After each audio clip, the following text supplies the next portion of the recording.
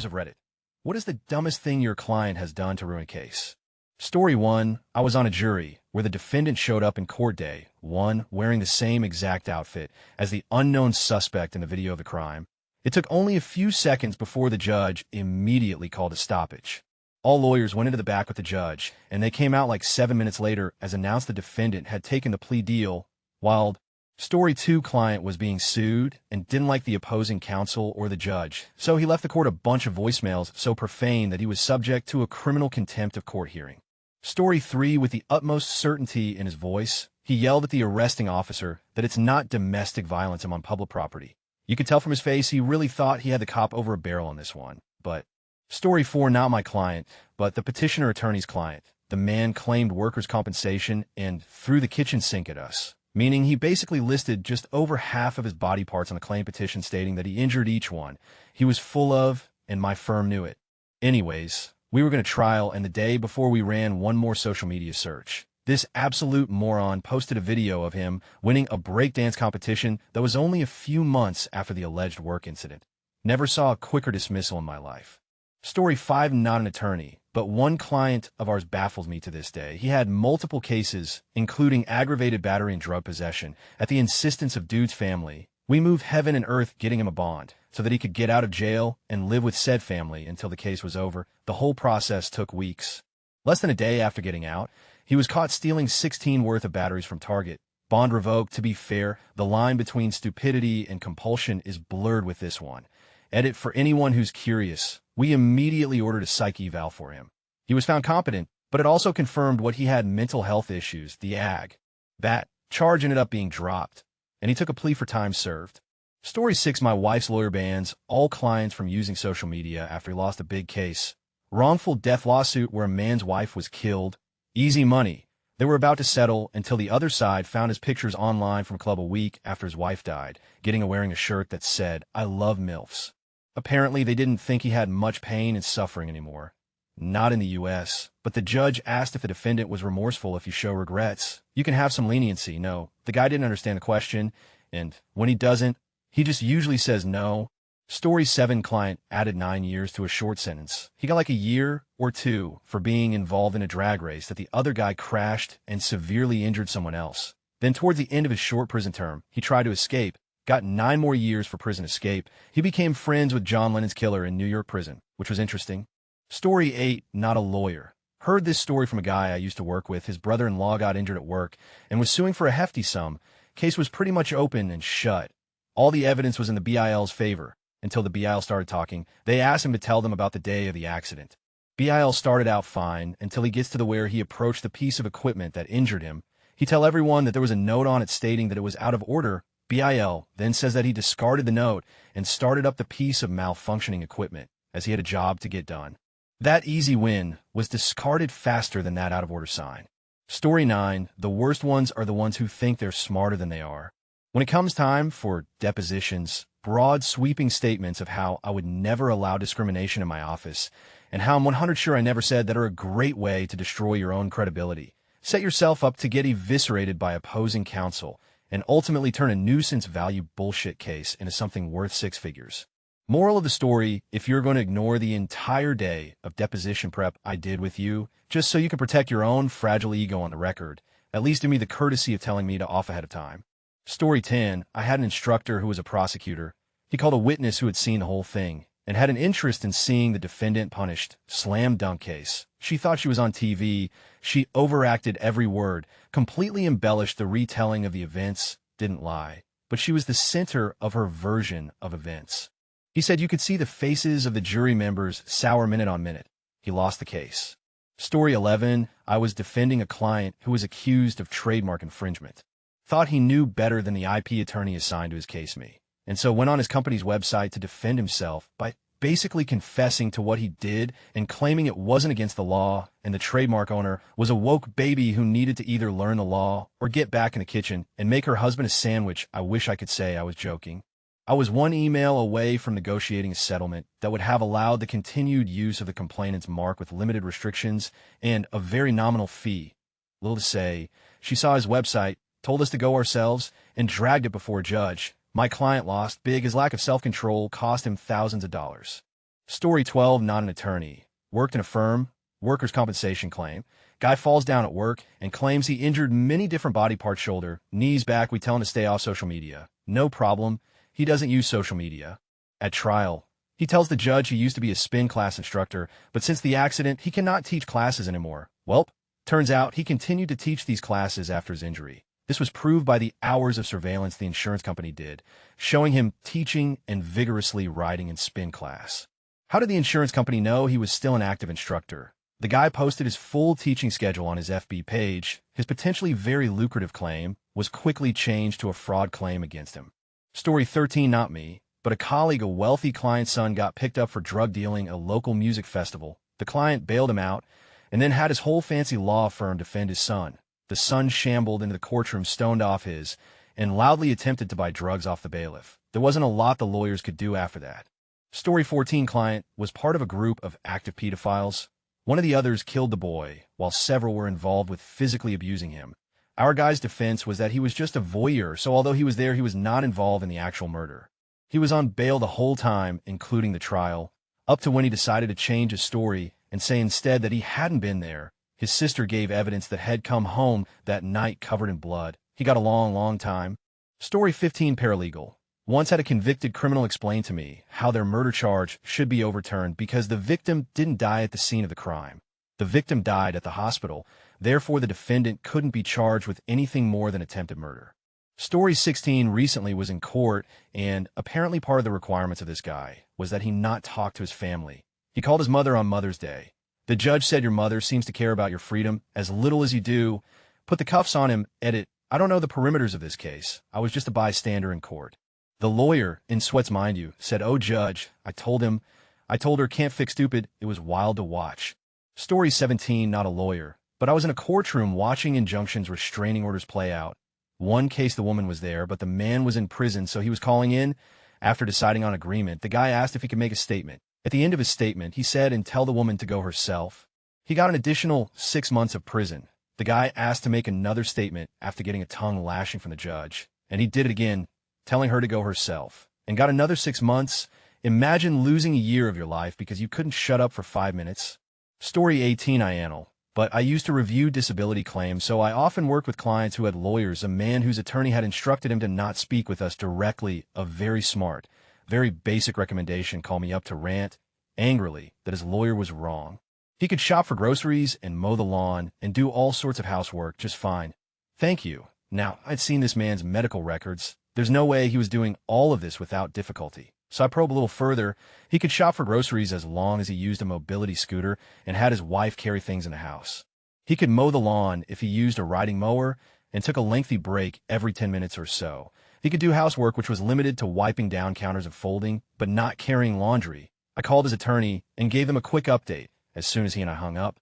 I approved his claim, but that man is so lucky he got someone who was willing to take an extra 15 minutes with him.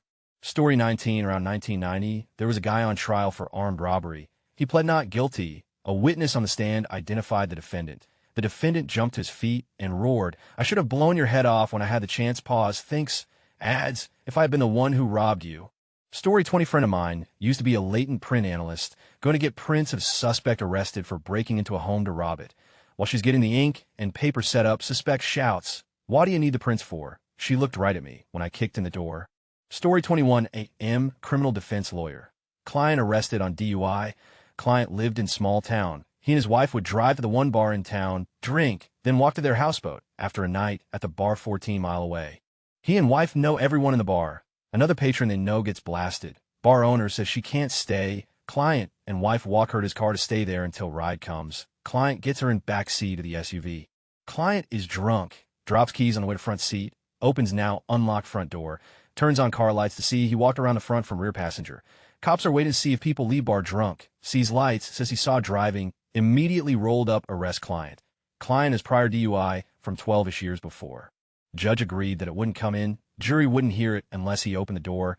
Can't win the case unless dude testifies. I prep him, continue to prep him, keep prepping him, but tell him under no circumstances can he say he would never drive drunk, never do anything like that. Basically anything about the past, no. Direct is going well. Gave him a beautiful, easy last question where he could explain the night. explain why he was upset he got arrested because he wasn't driving and was doing everything right. I would never do something like that. Door open. Judge lets the in rebuttal bring an old DUI. Jury took about 25 minutes to convict. And that's about 100 stories. Life is never dull in the criminal defense world. Story 22 in AL. I was a legal clerk for a couple years in college. Still baffles me how this one made it all the way to trial. Lady slipped, fell at chain restaurant, hurt her back irreparably, wanted a huge payout, said she slipped on butter that was on the floor. On cross-exam, she was asked what type of butter. Answered the little pats of butter they put out in the buffet. Defense immediately recalled the store manager. The store had never used that type of butter. Case ended pretty quickly. Lol.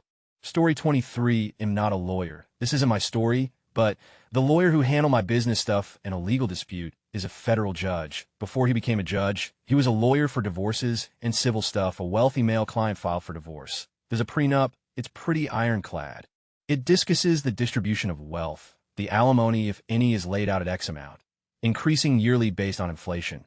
There's one major exception, and that is if you're caught cheating. Cheating here is defined by any contact with a person before the divorce is final. You automatically get the worst terms of the prenup.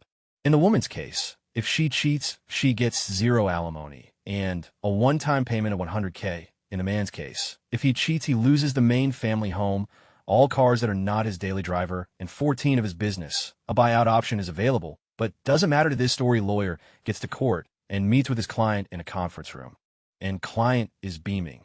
He shakes the lawyer's hand and says, "Hey, Mike, I want you to meet Jasmine. I met her 2 months ago. She's amazing. We got engaged over the weekend in France." And Mike shook her hand and slumped in the chair and said, "So, we got a major problem. You are cheating on your wife with her. And legally, this is discovery and required to hand over to the other side." He's all, "How the am I cheating? We're separated." Mike is all, "Cheating is any contact before divorce is final. It's in your prenup that you wrote on your own." The guy flipped his, ended up being so mad. He ditched court, which gave him a default judgment, meaning she gets everything she asked for. Because of the cheating not showing up, the judge ordered that the transfer of money happen within 30 days. As part of the initial agreement between both parties, he's not there to contest it. So, blam, the guy ended up trying to sneak the company to the new woman via trust, but it's an illegal move.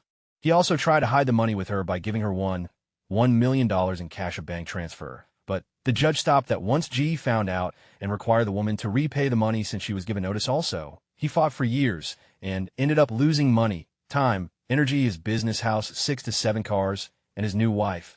Now, because I know his daughter from work, he's a retired angry man living in rural New Mexico. He can't afford to golf more than once a month, and he posts about how women are scum.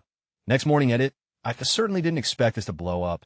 Tie for the positive DMS and replies. We'll try to reply if I see any questions in the thread to clarify stuff. Story 24, not an attorney, but I was in the jury for a 3-defendant murder trial. We sat through weeks of testimony, and from the sheer amount of direct evidence the state had, it was extraordinarily obvious very early on that Defendant 1 had committed the crime. Defendant 2D1's brother and Defendant 3D1's girlfriend were much less obvious, and we were being asked by the state to consider circumstantial evidence that left most of us feeling like we had to make some leaps to draw the conclusion they wanted us to. That is, until Defendant 3 decided to take the stand. Defendant 3's attorney did a very good job of painting her as the victim of abuse. Her attorney had us feeling sorry for this poor, unintelligent woman that had been groomed since she was 16 by a man 20 years her senior. From the attorney's narrative, D3 was basically D1's slave. He controlled what she wore, what she did, and even who she talked to. He even made her get a tattoo, saying D1's name's property. We saw text about D1 killing D3's puppy, because D3 had made him mad about something small. We saw text from D3 to D1 cheering him on after he had sent her pictures of knife, the murder weapon, but D3's attorney had us questioning if those words were just her playing the role of supportive partner. So D1 didn't come after her next. We were starting to believe she was terrified for her own safety, and that is why she did not report her boyfriend. I mean, clearly this man was a maniac, and it seemed reasonable that she just didn't know how to escape him. Then other defendants' attorneys and the DA tore her apart on cross. They made her look argumentative, tripped her up in multiple lies, and by the time they were done, based on her own testimony, it was pretty clear that she did in fact know the victim and had been the one to plan the entire murder. Shoot. We even started to feel like she probably manipulated D1 more than he manipulated her, but the other defendants did not take the stand. When we went to deliberations, we all discussed how bad of an idea it was for her to testify, We had decided Defendant 1 was guilty on all counts within the first 5 minutes. Defendant 3 was almost as quick. We decided that while she did not physically commit the murder, she had conspired and was just as culpable, whatever formal charge that was. Defendant 2 took the longest. We all felt pretty strongly that he was somehow involved, but that the DA had not met their burden of proof of beyond a reasonable doubt. So we had to return a not guilty verdict on all counts. Edit for clarification: D1 and D3 were both found guilty on multiple counts. D2 was found not guilty. Story 25 used to work at a workman's comp firm and hurting themselves again, oftentimes doing stuff around the house, falling off a ladder, using tools, going horseback riding, etc. Then they get hurt again, an insurance company is off the hook. And many get their doctors to write notes saying they're fine, so they can work because they're bored at home with a huge injury, then are baffled that they don't get workman's comp anymore. Then they overexert themselves because of the injury that isn't better. Sigh. Story 26 and L. My dad's psychotic ex-girlfriend was trying to press bogus charges on my dad. In general, trying to ruin his life and career and his family. She attempted to make some things up about me, too. I had to go through interviews, detectives' office talks, APS visits. My dad and I filed protective orders. Her response to the POs, and I was afraid it would happen, was to vandalize a part of his property in a very gross and obscene way. She also went back to the detective to make another claim on me, saying I stole her non-prescribed drugs, so basically admitting she had illegal drugs. So she got a bit more than just protective orders against her. She had jail time. Now, too, good riddance. Story 27 had a domestic violence case. For months, we went to preparatory hearings and gathering evidence and got restraining orders. By the time the trial was finally happening, on the same morning of the hearing, the person I represented let me know she had gone on holidays with the defendant for a couple of weeks and had grand old time. At that point, the opposing counsel approached me and told me he had lots of evidence of both the parties having a great time together. This, of course, doesn't mean abuse didn't happen in the past, but it really undermined our case, where we had little evidence other than some testimonials. At that point, I had to explain to her how even beyond strict legal rules, the judge would potentially change her mind once she saw the claimant was out partying with the defendant, for whom a restraining order was requested. We settled and avoided the trial. Story 28 I handle work comp claims. This one always cracks me up. Guy claims bilateral wrist injuries from repetitive motion cutting meat. We get word, aka he posts on his Facebook about him competing in an MMA-style event. Send surveillance there, which gets this dude fighting with no issues. Story 29 I'm not a trial lawyer, but a real estate one. I had clients spend $15K on new lounge furniture and 4 TVs with their closing money 48 hours before I was due to close for them. Story 30 I'm pretty sure losing a $5 million defamation case, and then immediately making more statements and having it raised to $90 million is pretty far up the list. Story 31 custody case. Mom was bat-tit crazy and flew that flag when she was recorded saying she was going to drive her SUV off the highest bridge in our city with the 3 kids in the car. Days like that killed pieces of my soul. Story 32, it was a credit card fraud case in the early part of my career. He actually wore the stolen clothes to court, and a clerk at the defrauded store identified them in front of the jury. I felt like the guy in the commercial that asks want to be somewhere else.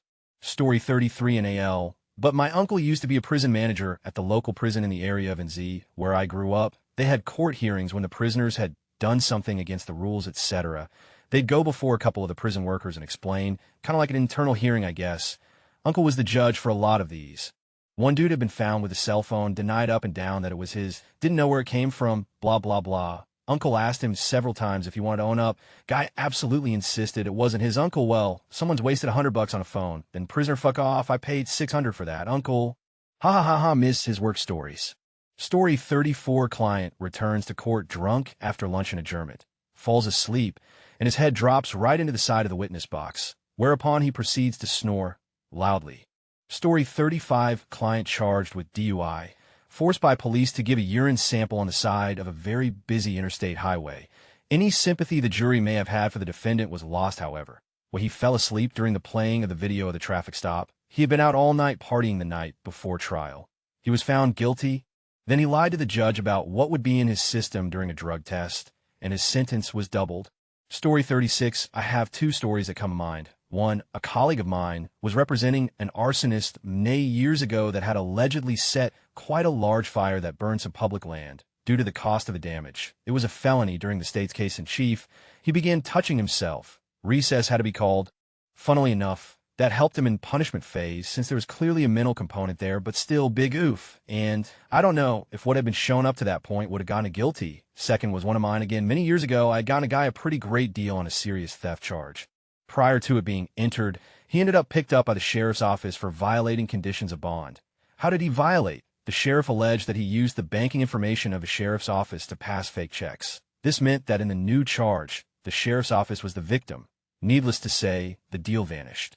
Story 37, why I can answer this. Not a lawyer, but was raised by one. He did criminal defense for 30 years in Texas before taking a position with the DA. Hey, raised some good ones. Capital murder case where I persuaded DA to waive the death penalty. Turns out that the jury acquits on the murder rap, but bags him on aggravated robbery and sentenced him to 45 years. Defendant's family was all mobbed up in the Mexican mafia. They all mother, grandmother, etc. wore Mickey Mouse shirts. Get him, Mexican mafia. DA was plenty pissed about the outcome of that trial.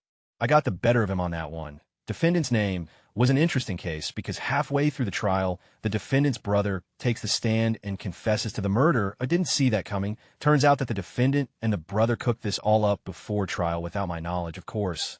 Anyway, nobody but the defendant's mother believed him. The jury convicted and the brother was indicted for aggravated perjury. My personal favorite client goes on trial for a robbery charge. He shows up for the first day of court, does not show up for the second day of court. Judge says, well, the show must go on. So my dad has to continue with trial, does the very best he can with an empty table behind him. The jury very clearly pitted him. Client was picked up a few days later in Oklahoma. He had robbed a bank and went to the airport to purchase plane tickets to Hawaii or something. That's where they arrested him. He later told officers that he had planned to steal a boat once he landed. But the absolute worst thing a client did to ruin a case. Chose to represent himself on a murder charge. It was horrible. I won't go into detail, but my dad ended up standing in the back of the courtroom per the judge's order, literally stand by counsel.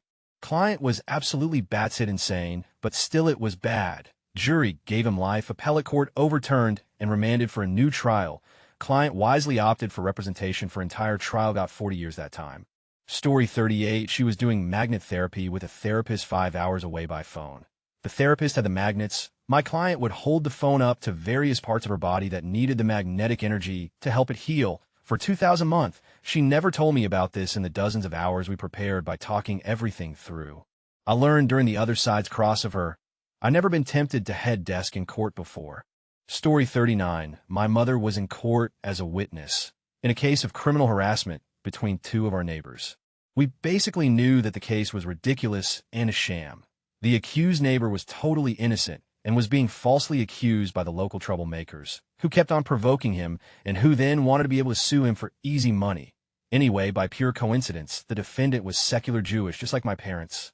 It's literally just a coincidence. The two troublemaker neighbors, who were also there, were very angry to see my mother in the court. One of them then stood up in the middle of everything and yelled some about how my mother is a Jew and only there because the defendant is a Jew and Jews apparently always stick to help each other. The judge immediately ripped him to shreds and threw the case out. Story 40, not my client, but defendant posted a Facebook status along the lines of that he had taken care of business and the world is a better place. Because of it, he was charged with battery after putting someone in the hospital that had attacked his 14-year-old daughter. The person didn't have a clear memory of the incident, and other testimony later revealed the person beat up had an alibi for the attack in question. Most likely the girl had made up the story to avoid trouble from being out drinking underage, though we never got the full story. Anyways, the dad was sentenced to 4 years in federal prison. Story 41, what a question. How much time do you have? I have hundreds of stories of clients making dumb decisions. One particular client that comes to mind is a guy who committed a spree of burglaries. While on electronic monitoring for another case, the state brought a list of his coordinates to his bond hearing. I actually made the argument that he is clearly not a flight risk since he actually kept his monitor on, and that the court should release him on the same terms as his other case. The judge looked at me like a crazy person and held my client without bond. Story 42, I'm not a lawyer, but the local news ran a clip over and over from a murder trial where the defendant took the stand against their lawyer's advice. The defense was claiming self-defense, as the prosecution read transcripts from damning jail phone, calls the guy on trial, not his lawyer called for an objection. It threw everyone for a loop. The judge asked him why he called for an objection. Dude was honest and said, I didn't know they'd actually listen to my calls. A recess was granted and dude took a plea deal when court resumed. Story 43 NAL, but my ex totally his custody case. In a nutshell, the mother took off with the kid and refused to return him in a state where that kind of action would get even supervised visitation taken from her. When she finally sent the child for visitation, the child had visible injuries caused by her boyfriend, and the child told his teacher at school, completely unprompted, that the boyfriend had hurt him. My ex's parents hired an attorney for him, and they got an ex parte order to keep the child. At the first hearing after the ex parte order, both the mother and father were ordered to take drug tests before the next hearing. My ex had a history of drug use weed. His attorney told him he could get the next hearing pushed back by more than a month so that he could be sure he would test clean, and my ex told him not to worry about it. Then did some cocaine and failed the drug test. Then didn't show for court and refused to contact his attorney for months, until the attorney had himself removed, as the attorney on record the child was actually at the mother's for visitation when the results came back, so she was able to get an ex parte order to keep him. The reality was he didn't actually want full responsibility for the child but refused to admit that to his parents. So he deliberately blew the test and then claimed that since he worked in construction, he must have been exposed to something that caused a failed drug test. I don't know if his parents really believe that, but I was with him for several years before I found out the whole story. He had previously told me he didn't have money for an attorney to fight it, so he just gave her custody, and I left him immediately after finding out the truth. It was bad enough that he just didn't want to be a full-time parent.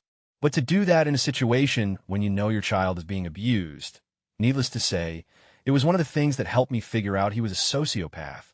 Story 44 legal videographer here. Video taped a deposition for a man claiming work injuries so severe he could not raise his right hand above his shoulder, and his shoulder was in pain whenever he even tried to raise it above the shoulder. Sued his employer claiming it was a work injury. Then came his very first deposition. Does anybody know the first thing the court reporter asks of the person testifying? The reporter swears them in by saying, "Would you please raise your right hand and repeat after me?" Then administers the oath to tell the truth. Man who claimed not be able to raise his hand above his shoulder raised his hand way above his shoulder. That hand and arm went up like a rocket. The guy did not even realize what he had done and kept his arm up through the whole oath. Neither plaintiff or defense counsel caught it. The court reporter and I just looked at each other and let the depo play out. I was hired by defense counsel and showed him the first 20 seconds of the video and took home a nice bonus. Because of it, case was dropped shortly after that depo.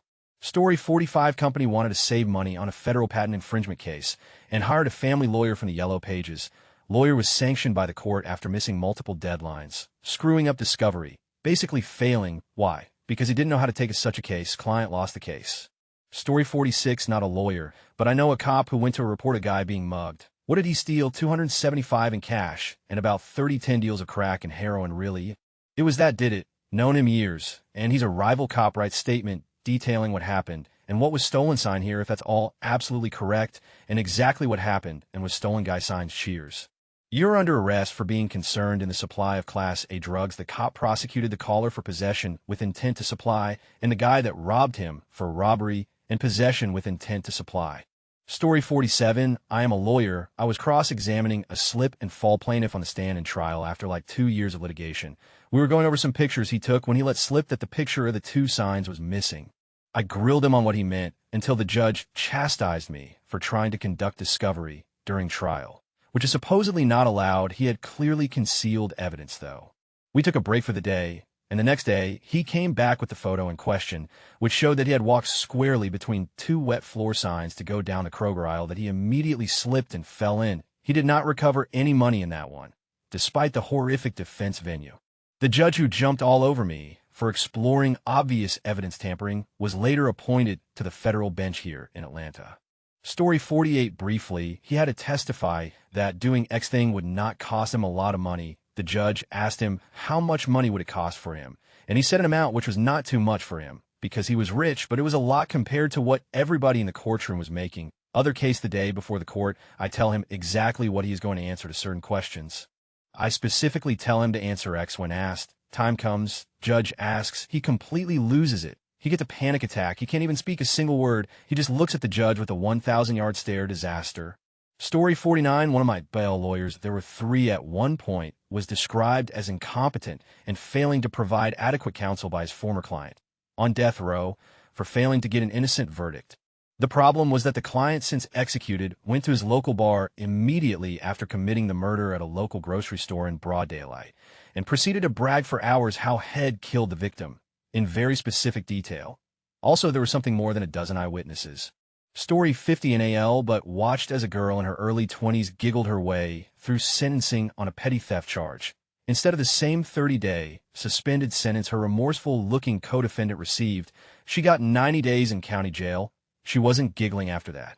Story 51 client accused of punching another man, knocking a tooth out. He said numerous times on the stand that he had arthritis and was not capable of closing his fist to form the punch, as described by the victim. Partway through his cross-examination, the magistrate stopped him to state on the record that he had watched my client clench his fist numerous times since he made that statement. He was found guilty. Story 52 client in the interview with police officer. I don't care how angry you are.